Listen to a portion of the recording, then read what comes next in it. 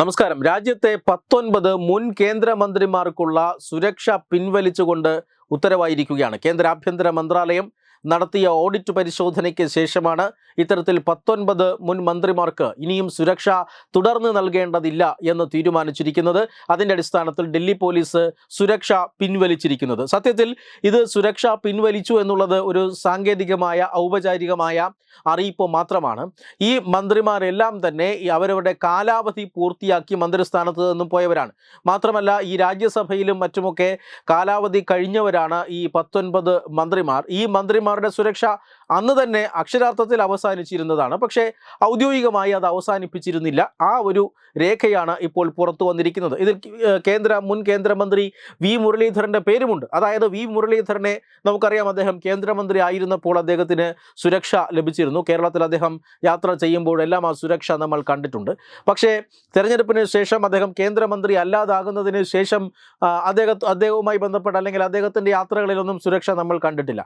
അതായത് സാങ്കേതികമായി അവിടെ സുരക്ഷ നിലനിന്നു എന്ന് മാത്രമേ ഉള്ളൂ. പക്ഷേ സുരക്ഷ അപ്പോൾ തന്നെ നിർത്തിവച്ചിരുന്നതുമാണ്. ഈ നിയമമനുസരിച്ച് ഇങ്ങനെ മന്ത്രിസഭയുടെ അല്ലെങ്കിൽ രാജ്യസഭയുടെ ഒക്കെ കാലാവധി കഴിയുമ്പോൾ അല്ലെങ്കിൽ എപ്പോഴാണോ മന്ത്രി അല്ലാതായി മാറുന്നത് അപ്പോൾ മുതൽ സുരക്ഷ ഇല്ലാതാവുക എന്നുള്ളതാണ് അതിൽ യഥാർത്ഥത്തിൽ സംഭവിക്കുന്നത്. പക്ഷേ അതിന്മേൽ ബന്ധപ്പെട്ട തീരുമാനങ്ങൾ, ഉത്തരവുകൾ ഇതൊക്കെ വരുന്നത് അടുത്ത റിവ്യൂവിന് ശേഷമായിരിക്കും. അങ്ങനെ ഒരു റിവ്യൂ ആണ് ഇപ്പോൾ നടന്നിരിക്കുന്നത്.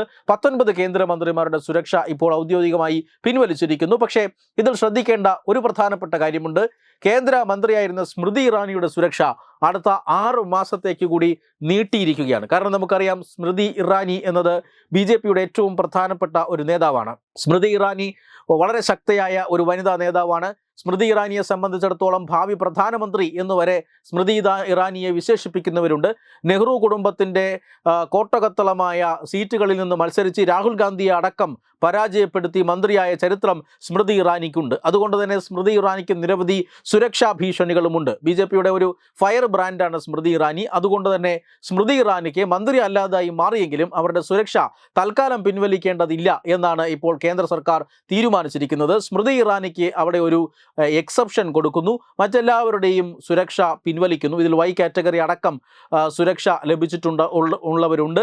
അവരുടെ സുരക്ഷയെല്ലാം പിൻവലിക്കുന്നു. പക്ഷേ സ്മൃതി ഇറാനിയുടെ സുരക്ഷ അത് നിലനിർത്തുകയാണ് കേന്ദ്ര സർക്കാർ. മാത്രമല്ല, ജനറൽ VK സിംഗിനെ പോലെയുള്ള ആളുകളുണ്ട്, അവരുടെയും സുരക്ഷ നിലനിർത്തിയിരിക്കുകയാണ്. മറ്റുള്ള എല്ലാവരുടെയും 19 മന്ത്രിമാരുടെ സുരക്ഷ പിൻവലിച്ചുകൊണ്ട് കേന്ദ്ര സർക്കാർ ഉത്തരവായിരിക്കുന്നു. എന്തായാലും പ്രതിപക്ഷ നേതാക്കന്മാർ ആരും തന്നെ ഈ സുരക്ഷ പിൻവലിച്ചവരില്ല.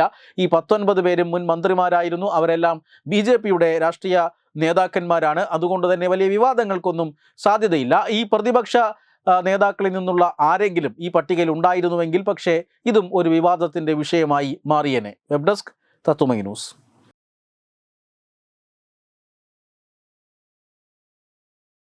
Branding partner EduBix Online Executive Education. Focus Physiotherapy Center Pattam. Unnat Engineering Gujarat. Tirthayatra.com. Iron Build Gujarat. PRS Hospital Killipalam Thiruvananthapuram. 5 തലമുറകളായി നിങ്ങൾക്കൊപ്പം. തുമ്പമൺ ശ്രീ വടക്കുംനാഥൻ ക്ഷേത്രം അമ്പലക്കടവ് പത്തനംതിട്ട. ശ്രീമദ് സ്കന്ദപുരാണ മഹാസത്രം